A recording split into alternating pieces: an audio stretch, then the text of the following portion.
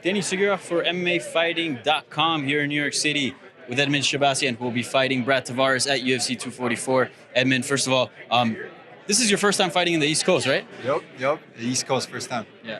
Does that change anything, or is it same thing, different venue?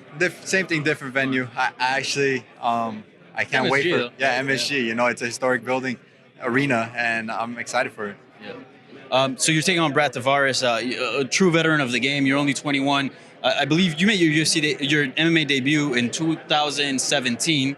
Yeah. He made his MMA debut in 2007. So he's been around for a long time.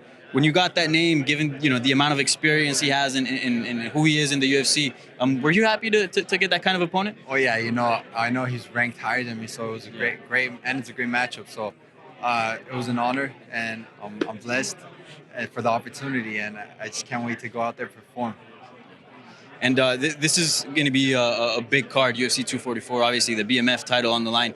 You have a nice little habit of fighting in big cards, right? The last one before this was UFC, was it 235, if I'm not mistaken? 239, that's right. And then before that, UFC 235. Do you like being on the spotlight and being in these kind of big events? I mean, you don't have to go to the small fight nights in the small venues. You're fighting in big cards, man. I like it, it's cool, and the energy is different, and I love the energy here, especially the big arenas. I love performing. And again, this is going to be a pretty big fight for you. You're just 21 years old, already ranked at middleweight. When you came into the UFC, did you envision such a quick start for you?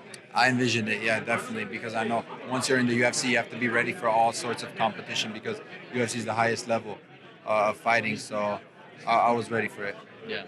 And what does your coach say? Like sometimes you're a really good prospect. Is it okay? This is fine. This pace, or maybe slow down a little bit. What do you think about the pace? I think when you're going at a normal pace, but of course the UFC they put you on a fast track every time you're performing. But once you're in the UFC, you have to know you're facing great competition all the time. So you have to be ready, and that's what you get for it.